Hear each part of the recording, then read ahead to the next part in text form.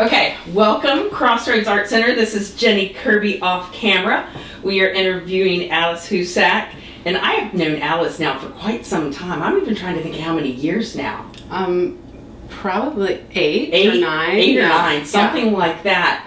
And we met as an artist, but we've also met with what you do as a day job, shall we say, which is fun and creative as well. Yeah. But what we're here to talk about is the art side. We're here to talk about the art side. So Olivia did this interview with you, I think last year, and I love it. She said, this is like Alice in Wonderland. So it is like Alice in Wonderland. And right now, I've got to guess that we're standing in the rabbit hole. That we have gone down the rabbit hole, and we are in the rabbit hole, and we are in the studio.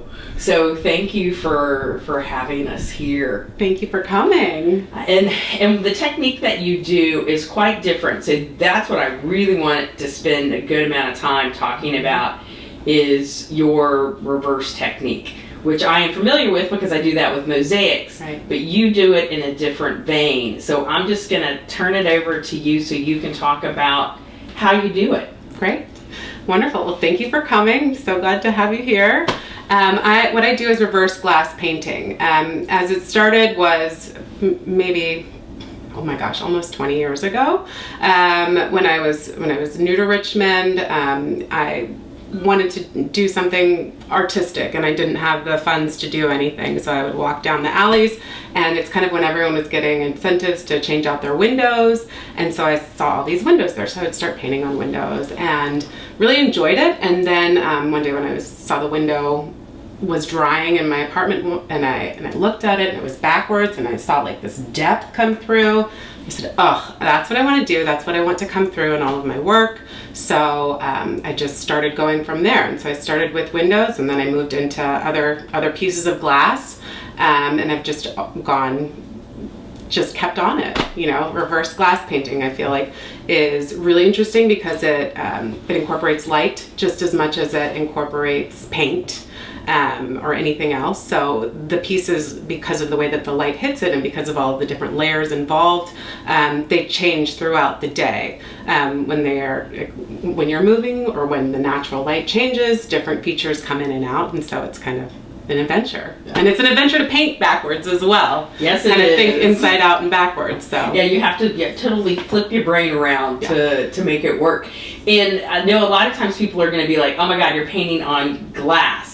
But you can also do it on plexiglass. Yes. That's not quite as scary to some people because dealing with glass, it's sharp at times when you break it. And then you've broken it and then you've ruined your art. But plexiglass is a little more forgiving. Yes, and it's also easier to install as well. And you don't lose any of the qualities of glass. You still have the depth, but not the weight and the breakability. So especially with larger pieces, I've started doing larger pieces on acrylic sheets, and smaller pieces I still do on glass. Sounds like a win-win. It is. It is. Yeah.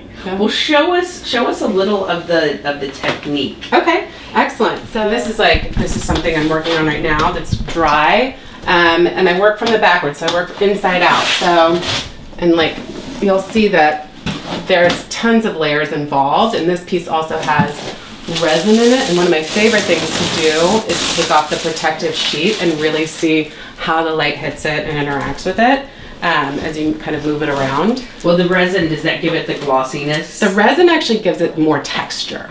So I'll take resin now and incorporate it in there, and also bring bits of nature in that I've preserved and see how those can fit in. So what I do is you start kind of with the what would normally be in the front of the picture.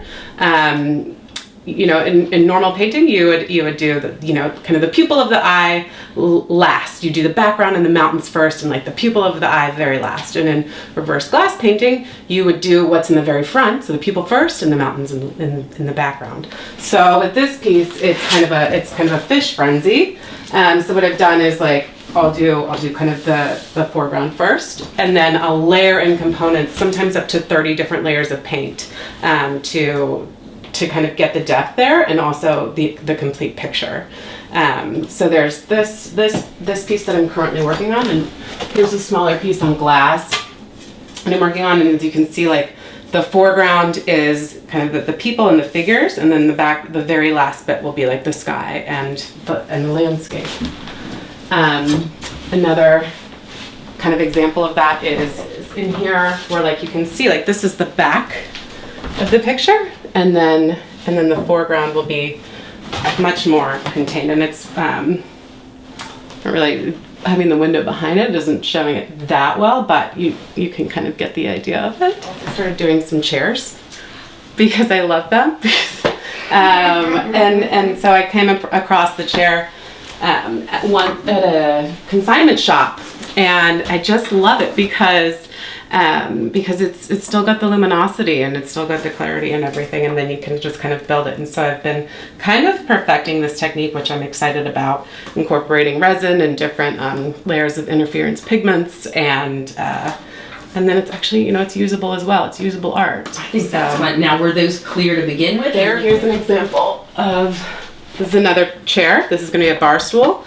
And so this is kind of like the introductory layer where I've got like some interference pigments, and then I'll build into it another several layers of paint, and it'll turn into something like that. Those were just so fun. Yeah. Taking something old and making it something new. Right.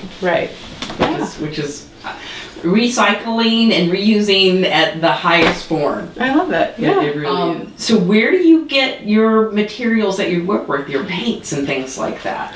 Well, I've built up quite a collection through the years.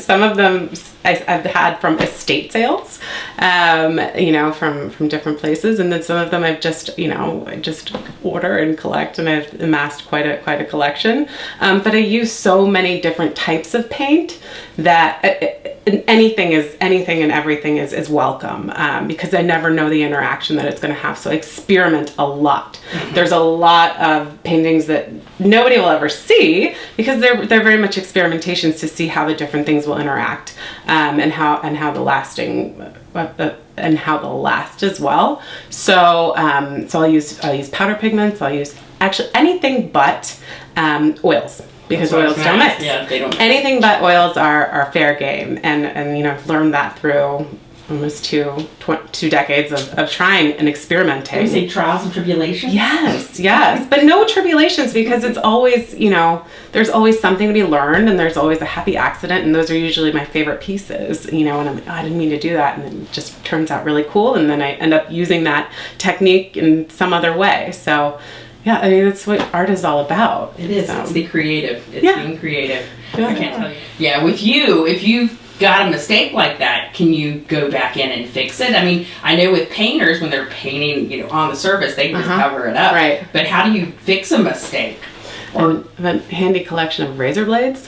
that come in handy, but normally I try and take a step back and take a break from it and see if it really was a mistake. So some of these pieces in here, are just, I'm framing a lot for a show, and they just didn't make the cut because I'd made some kind of blunder with them, and now I'm coming back to them and kind of revisiting them with a fresh mind, and I'm like, oh, I should have.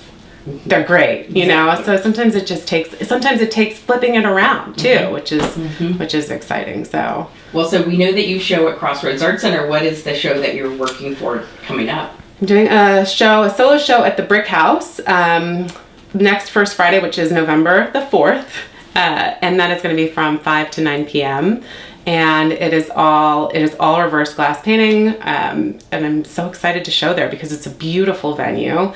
And I think I met you at an art show that I was doing. So I mean, good things always come. It's a party, and it's just a nice way to get people together, and a good, lighting of the fire to create work. And it's really done that. And I'm so excited about some of the stuff I've created for it. I think you're exactly right on that. And I love that you are able to come to the art openings that we do, because then you can meet the folks that are coming in and have conversations and educate them on how and what and why you do what you do. Yeah. Because it's so different than just a normal painting. Yeah, it is. Yeah. It is. So a lot of it is educating the public and doing the meet and greet and just connections. Yeah.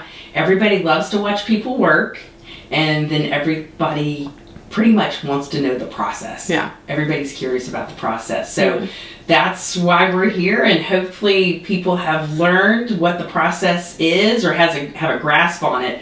Yeah. And thank you for taking us down the rabbit hole into Alice's Wonderland and sharing the technique and what you've been working on and what you are working on. Yeah. I'll show you. This is one of my new pieces, and it incorporates a lot of the different styles that I'm playing with, which is like it's got all the different textures. It's got resin built in, and then it's also got dried and pressed leaves from my garden throughout. So, and then also bits of paper that I've saved and used in this. So just by, there's probably like 30 different layers of paint in here. But just the way that it changes throughout the day and like the different features that kind of come alive with the light are really exciting. And then, reflecting on like the garden, It's so cool to see the ferns that are in there. And then I see other patterns that you've done sort of like in the upper left corner are they stencils? Yep. Yeah. There's stencil, there's paint, there's like small, very, very fine pieces of paper too. Ah, okay. That I've pressed and kept in there. So this one's inspired by phycaloids, which... What are phycaloids? Phycaloids, they create chlorophyll in plants, but they're actually kind of like pancake-like and yellow. So I just kind of became, excited about the process and kind of was thinking about them. And I just, I love this piece in that it could be several different things from several different views. And if you think about kind of the inside of a leaf and just the universe that's inside of there, and then the universes that kind of unfold within, that's kind of where So I can see it from this direction, and then turn it so your left side is down. This side? Yeah. So then what I see is a landscape. Yeah. Yeah. If you turn it that way. Yeah. It's very cool. And you know what, Jenny? I have it so you can hang it either way. Look at this. Yes. Look at this. Yeah, that's perfect. So and we love it when artists do that. That they think for us, of the consumers that want to buy, that they frame it, and so it can hang two different ways. Yeah. Yeah. That's great. And then I've got some smaller pieces which are also in glass over here. Mountains, kind of inspired by... I love mountains, just adore them, and like when I'm going by and the leaves are changing or something, I will literally yell out the window at them, "You guys are changing!" I'm so excited. And then I do I'm also inspired by my daughter. Doing art with her as well is really exciting. And I know I have a little easel back there for her, but we did our first reverse glass piece together. She's 5. Adorable. And she did all of it, and then she's got these lions, I don't know if you can see, jumping all around these flowers that she did. And so it's called fly-ins. Cute. Flowers and lions. So, I mean, yeah, very cool. she did this mural with me, Fun. Because I never took an art class in my life. My mom let me paint on the walls when I was my walls. She had specific walls I could paint on, and encouraged me in that way. And I thought that was just really special. So encourage her in the same way. Was your mom an artist? She is in the garden. Ah, yeah. There we go. End of the tongue. There we go. Yeah, she's a great storyteller, and she just loves to garden. So that's it. There's all different types of art that are out there, and how we inherit those skills and what we do with those skills. Yeah, it's special. It's fun. It is special. Yeah. And then I have one other piece here that is pretty special. A piece that I'll never get rid of because it's still on the antique windows. So the glass is curvy, and it's got those features. But my husband and I went on a trip to Spain when we were dating, and this was inspired by that. And I love these old windows, but also in here are the first flowers that he ever gave me. They're pressed and pressed into the mountainside as well. And as anyone that's kind of seen pictures of Spain or whatnot can kind of recognize, like the bulls on the mountains are kind of a strong feature there. So I've kept that one, and that one's very special to me. So I have lots of cookbooks, but I don't use them for cooking, and I never have. What they're really great for is if you flip through them, they are all filled with the different plants that I press. So you can't even read any recipes if you wanted to, but I have all of my pressings in here. So that's my favorite recipe. Somebody who wants to get into the art world or just start, I would say, just do a little bit every day, and make that a non-negotiable. So every morning I have a non-negotiable that I will paint for 10 minutes. And sometimes it's turns out to just be some strokes, and sometimes it turns into something that lasts a lot longer. But 10 minutes is kind of the guarantee that I make myself, that I will dedicate to it every day. And I think that's something that is, attainable, and something that can turn into so much more. So Alice, thank you for having us into your home and into your studio and showing us all the wonderful ways of reverse painting. And what an education everybody has gotten on how this technique actually works, because everybody in the Art Center, when I tell them what it is, they're like, how the heck do you do that? Mm-hmm. So this will help explain that. And I love it because, yes, we have gone into Alice in Wonderland, down the rabbit hole, into the studio, into the inner sanctum. So thank you for letting us in behind the scenes. Thank you so much for coming. I really appreciate it. And I love being a member at Crossroads, and appreciate all the work you guys do behind the scenes. It means a lot. Thank you.